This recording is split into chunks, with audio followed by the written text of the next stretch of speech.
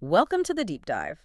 This is where we take the sources you send us, reports, articles, things you're curious about, and, well, we pull out the really important stuff. Exactly. We try to cut through the noise, find the key insights, and make it all, understandable and maybe even a little interesting. And today, we're tackling a market report one of you shared. It's all about something called Linear Alkyl Benzene, LB for short. Right. LA. You probably don't buy it directly, but you definitely use products made with it pretty much every day. Okay, intrigue level rising. So what is LAB? What's its main job? It's a chemical, a really fundamental one, used mainly to make surfactants. Surfactants. Okay, I've heard that term. What do they actually do? Well, think about washing something greasy. Yeah. Water alone doesn't cut it, right? Nope, just pushes it around. Exactly. Hmm. Surfactants are these clever molecules that help water grab onto grease and dirt. They lower the surface tension, let water mix with oily stuff, and lift it away. Ah, okay. So LA is basically the magic ingredient behind cleaning power.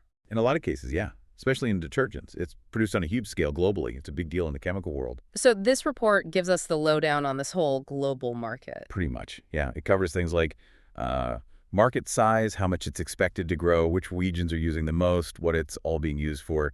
It's quite comprehensive. Got it. So our goal here is to unpack the highlights from this report, understand the key trends in the AL world Yeah. without getting lost in, complex chemistry. That's the plan. No lab coats required. All right, let's dive in. Where do we start? Big picture. Yeah, let's start with the overall market size. The report estimates the global LAB market for 2025 at USD 524.5 million. Wow, okay. Over $8.5 billion. That's substantial. It is. It really shows how fundamental this chemical is. And is it just sitting there or is it growing? Oh, it's definitely growing. The forecast projects it to reach USD 125.94 million by 2033. Okay, so quite a jump, almost. What, $4 billion more over 8 years or so? Yeah, it's a healthy increase. The report calculates the compound annual growth rate, the CAGR, at 5.0% for that period, 2025 to 2033. Right, CAGR. So that's the sort of average yearly growth rate, smoothing out the ups and downs. Exactly. A 5% CAGR indicates pretty steady, solid expansion for the market, driven mostly by, well, us needing more cleaning products. Makes sense, global demand, but I imagine that growth isn't the same everywhere. Not at all. There were some pretty big regional differences. Let's look at the snapshot for 2025. Okay. Who's leading the pack right now? North America holds the biggest piece of the pie in 2025. Yeah. Over 40% of the market, actually. That translates to about USD 2045.88 million. 40%, wow. And after North America? Europe comes next with just over 30%. So that's around USD 1619.66 million. Okay, so North America and Europe combined are nearly 3/4 of the market currently. That kind of fits with, established economies. It does. Their chemical industries are mature, and consumption has historically been high. What about Asia Pacific? Usually a big player in growth stories. Yeah, APAC holds about 23% in 2025, which is still a very significant chunk valued at USD 4,006.52 million.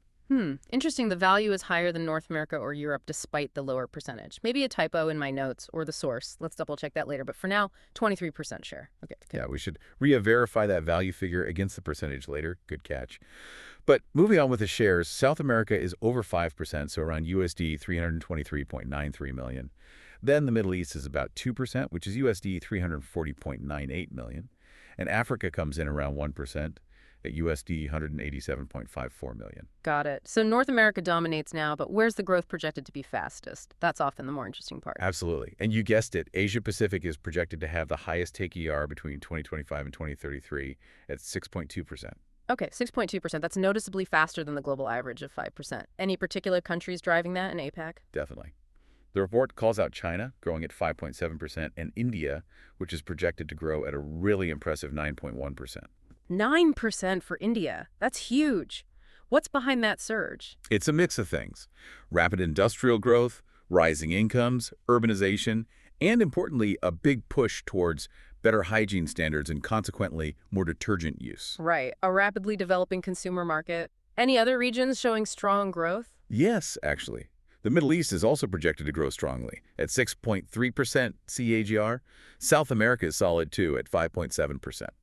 Middle East even slightly faster than APAC overall. Interesting. Yeah, and within South America, Brazil is pegged at 6.3%, and Argentina at 6.6% growth. Okay. And Africa. Africa's overall growth is projected at 5.0%, right on the global average, with South Africa specifically mentioned at 5.9%. So the picture is established markets in North America and Europe are growing, but more slowly, while the emerging economies, especially in Asia and the Middle East, are really picking up the pace. Exactly. North America's projected CAGR is 3.3%. Within that, the U.S. is 3.1, Canada 4.1, Mexico 3.8. And you? Europe's overall growth is forecast at 3.6%.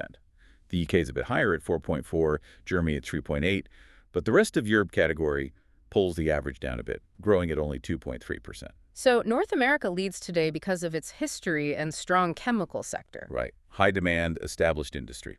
But the future growth engine seems to be firmly planted in Asia-Pacific and other industrializing regions. Okay, that gives us a good map. Now, what is all this LAB actually doing? You mentioned surfactants for detergents. That's the main thing, yes. The vast majority goes into making surfactants. And the king of those surfactants, made from L, is Linear Alkyl Benzene Sulfonate, or LAS. LAS. Okay, why is LAS the dominant one? What makes it so popular? Well, a few key reasons highlighted in the report. One, it cleans really well, it's effective. Two, it's biodegradable, which is a huge plus these days with environmental concerns. Yeah, biodegradability is massive now. Absolutely. And third, it's relatively cost-effective to produce on a large scale. So it hits that sweet spot of performance, environmental profile, and cost. The trifecta for a mass-market chemical. Is there a specific type of detergent driving LAS and lab demand most? Yes. The report specifically calls out heavy-duty laundry liquids. That sector is seeing significant growth. Ah, the liquid stuff we pour into the machine. Makes sense. Seems like everyone's using liquids now. Pretty much. Consumers like the convenience, the effectiveness, and often perceive liquids as maybe a bit more modern or eco-friendly with concentrated formulas. That preference is really boosting lab demand. Okay, so heavy-duty laundry liquid is a major driver. Does LAB pop up anywhere else? Oh yeah, it's quite versatile.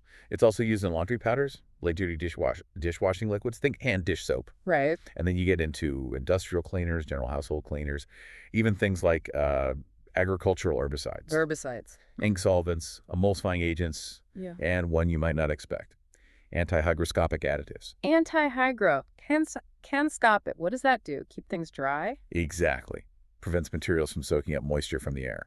Ella has properties useful for that in some contexts. Huh. Learn something new. Any other surprising uses?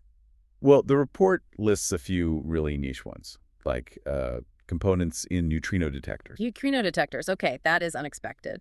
From washing powder to particle physics. Yeah, quite the range. Also mentions use in the paint industry and as an oil in electric cables. Wow. Okay, so it's not just about suds, but the main action, the fastest growth, is still in detergents and surfactants. Definitely.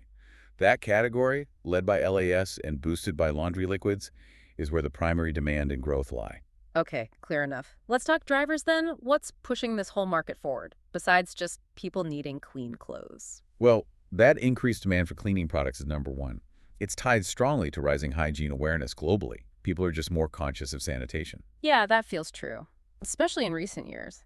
The report even gives a specific example in IPO in India for Indian phosphate, focused specifically on producing LabDA, which is made from Elbid, to meet that booming local demand for cleaning stuff. Right, connecting the financial markets to the actual demand on the ground.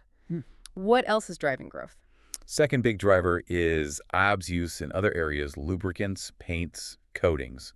As industries like automotive, construction, and manufacturing grow, they pull more ALAB into these non-detergent applications. So general industrial expansion helps too. Yep. And the third driver is just basic demographics. More people on the planet and more people moving into cities' urbanization. That naturally means more demand for all sorts of consumer goods, including cleaning supplies. More people, more industry, more cleaning. Got it. But it can't all be smooth sailing. What's holding the market back? What are the restraints? Two main ones mentioned. First, environmental regulations and policies around chemicals. These are getting stricter in many parts of the world, which can add costs, limit certain production methods, or slow down innovation. The sustainability push having an impact. Makes sense. What's the other restraint? The cost of raw materials. LAB is derived from petroleum feedstocks. So when oil prices get volatile, which they often do, that directly impacts the production cost of LB, making planning and profitability trickier for manufacturers. Yeah, dependence on oil prices is a classic challenge for petrochemicals. Okay, so regulations and oil costs are headwinds. What about major trends shaping the future here? The biggest one, really echoing the restraint, is the shift towards sustainability. There's a huge push for eco-friendly formulations and greener production processes. So companies are actively working on Oh, this. absolutely. The report mentions specific examples, like the company Cepsa launching what it calls the first sustainable ALB, and another major player, Sasol, getting certifications for using bio-based feedstocks, so not entirely relying on petroleum. Bio-based lab. Interesting. So moving away from fossil fuels where possible, what other trends stand out? Just the continuation of that strong demand growth in emerging markets. As urbanization continues, lifestyles change, disposable incomes rise in places like Asia, Africa, South America. The demand for detergents and surfactants just keeps climbing. So sustainability meets growing demand in new markets. Fascinating dynamic. Who are the companies navigating all this? Is it a consolidated market? It's described as a mix. You've got big global chemical giants, but also significant regional players who are strong in their specific markets. Can you name a few of the key players mentioned? Sure. The report lists companies like Sasol, Cepso, who we just mentioned, Chevron Phillips Chemical, Reliance Industries, Indorama Ventures, quite a few established names. Okay, so some major chemical companies involved. What are they focusing on to compete? Just scale. Scale matters, but it's more than that. The report emphasizes product innovation making better, perhaps more specialized LAS or other derivatives. Also, technological advances in the production process itself to make it more efficient or cleaner. And sustainability, as we discussed. Exactly. Sustainable practices are becoming a key competitive factor. Those examples from Cepsa and Sasol show companies trying to differentiate themselves that way. Right, using green credentials as a selling point. One last thing, the report apparently touched on external factors, like geopolitics. Yeah, briefly. It specifically mentioned the impact of the Trump tariff war.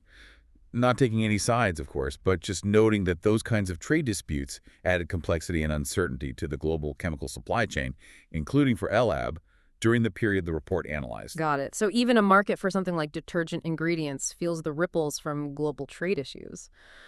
Okay, this has been really insightful. We've covered a lot of ground.